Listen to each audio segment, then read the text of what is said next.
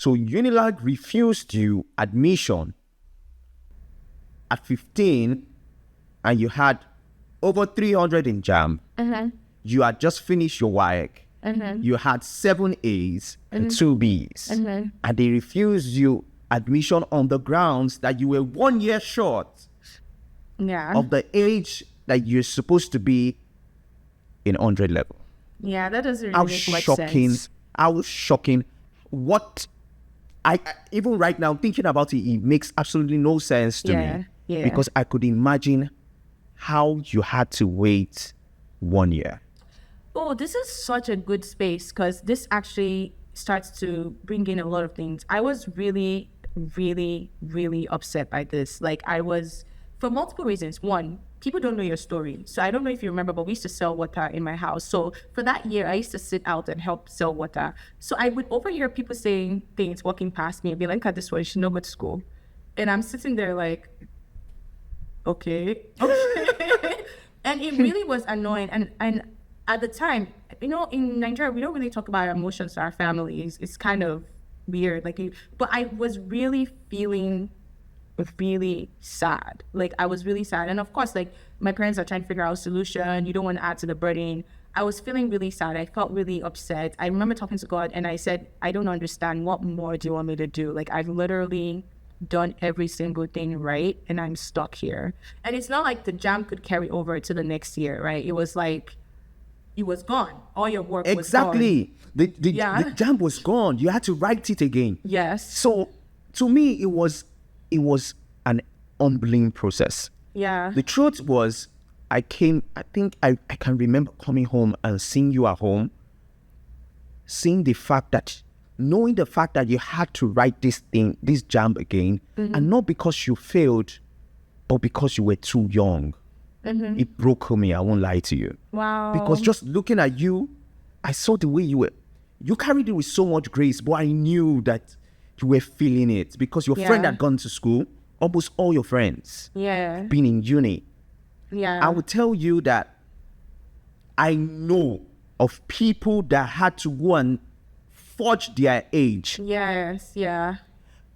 And do an affidavit to increase their age by just a year because of your situation. Because they didn't want to, their parents were thinking they were being proactive. And I was like, no, don't do that. They were like, no, can you see what they did to that lady? No. Their child won't go through that.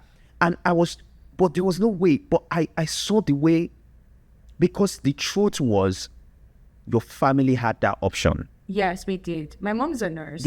Yeah, she could have easily done that. It's not even a nurse thing. You would have walked into an high court somewhere at the corner, get somebody to do an affidavit. You swear an affidavit, and you would have given yourself an extra year. Yeah. In fact, we know that that's where the whole concept of official age comes in, even in the Nigerian sector. Yes. I want to shout out. Oh, sorry. Go on. But the doggedness to stay. So we have to shout out to your parents first. Yes. The doggedness to stay and say, no, we've taught this girl in the way of the Lord. We will not, because of this. I want to unpack, because I want you to have your time to talk. Because I remember talking to your mom. She might not remember this.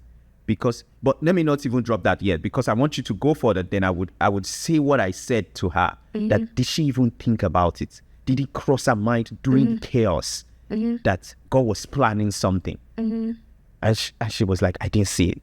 She said she didn't see it. Yeah. She was just, let me do right by what I've taught this girl. Yeah. And I really honor my parents for that a lot. God, I'm going to tear up. I want to shout out my second brother in this span, because I remember he was the only one, I think, at the time that actually walked up to me and said to me, and I remember this because I think I was in his room. I was just laying down on the bed, like doing nothing. I mean, there was nothing to do. I had nothing to do. And he just looked at me and was like, peace, I know nothing is working out, but don't worry, trust God. Everything is going to work out. I mean, I'm paraphrasing what he said. I don't remember exactly what he said, but it was just like he spoke to Shout out to Ikonwosa. Yeah, he spoke to my emotional distress at the time. And I remember just like, in that moment, you know, when you go to church, they teach you things like, well, will you die for God? Will you do this for God? Will you do this for God? But it became real for me. Like, am I willing to sacrifice in a sense, because people don't understand, it's not just that you did well in school, it becomes your identity in a sense. Like, it's like, this is who I am. I am the academic. I'm the person that should be like, oh, I'm in school doing all these great, wonderful things, yada, yada, yada. But now, in the past, me and God have been walking this path where he's been my strength. And all of a sudden, it's like a fork in the road where, am I going to stick with him? Am I going to stick with this other side of things where before they were together, but now it's so obviously separated. Like, God would want me to do this, but this is what we've been working towards, right? So why can't I just continue without him, in the sense, like, he has already brought me this far, let me just be going. So in my own mind, I was like beginning to realize that you can walk a path, and then, you know, there are certain times in the world. And that moment, my family, I remember we were all in my mom's room. We called our dad and we were all talking about it. What should we do? And as a family, we agreed. I was so young, so I don't even think I had a say in the matter, to be honest. But I remember just sitting there and thinking, what are they going to say? Because to be honest, I was willing. If they said, let's go and swear the thing, I was like, God, I'm peace out, right? But then we decided and we were like, oh, let's not do it. So I was like, okay. And for me being that young, it was like, okay, well, let's see if God comes through, right? Like, this is, for me, my first ever faith test, right? Because before that, everything has been smooth. And we all decided that we'll stay home, not knowing, like, I mean, you have to understand, there was no idea of, I don't know if you're going to get to this part, because there was no idea of what was going to happen. Because when I took the JAMB the next day, that was the year that there was a lot of corruption and people were getting different results. And just for context, I felt like I knew most of the way JAMB was set up. So I was going to do better. I was taking past exams. And I remember getting my score, and my score changed. And my second score was not the score I got the first time. So it was actually, I don't know if my score was sold or anything, but it was even less than the entrance exam score for medicine and surgery. And I was like, you gotta be kidding me. Like, I was ready to go. Yes. I didn't even know that happened. That happened. That was the year that... So your first score, the second year was what? 248, the second year, which was less than the entrance for medicine and surgery. But you said it was changing. How did that? Oh, my first score, it was over 300, as expected. Yeah, the first one was over 300. Yeah. Then you checked again, then it reduced. Yeah. Are you joking? And I was like, I want to go punch somebody. Who is the person I'm going to go punch? I don't know, but I was definitely ready to punch someone. You know that this thing you're talking about. Yes, I know I was being paranoid from my WAEC too. I kept on checking. You know, when you go and check the first time, I wrote it down. I came home, it was all a blast. Oh, you passed, blah blah blah. And I'm sleeping and I'm thinking, what if it has changed? What if I didn't see correctly? And then the scratch card gives you like a 5-time try, you understand? And I'm like, and I was in that anxiety for like 2-3 days. I had to run to the cyber cafe. Then there was no even internet at home. So I went to the cyber cafe, I checked again, and I wrote it down, and I was like, thank God it's still the same. And I came back home, and after like 3 weeks again, I'm in that space again. Yeah. So at one point, I go back and I print it out. Now, like, I'm not going to have this issue. So anytime I feel that type of way, I go and I check it. Just so that, then the next thing was, what if it's going to be different when you go to your school to go and pick up the result? I'm going, I said, God, it can't be this bad. Yeah. I went through that phase. Stuff.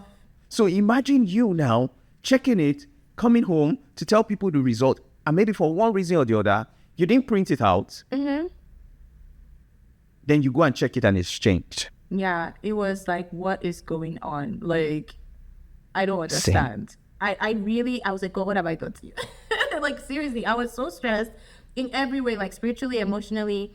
And because at that point, the real feeling you feel is a sense of hopelessness.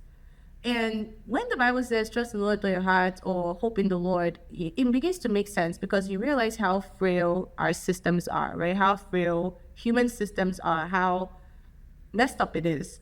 And you can't actually put your trust in anything. And I learned that really early on because I was hopeless. Where's the hope? Like, I literally already took this. I did my best. So, it's not like, well, it doesn't matter what I do. Things are just against me.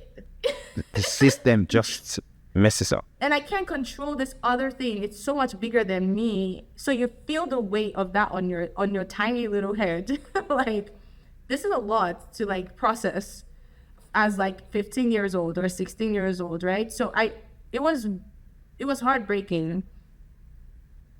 And you So start how feeling did you like you walk through that? disappointed people when it's like you did nothing wrong. You did your best, but you start feeling like I've disappointed my family, I've disappointed myself. But it's like, this is not And your you didn't fault. do anything wrong. I You didn't passed. do anything wrong. The system was just messed up. Yeah, it was a lot. Yeah.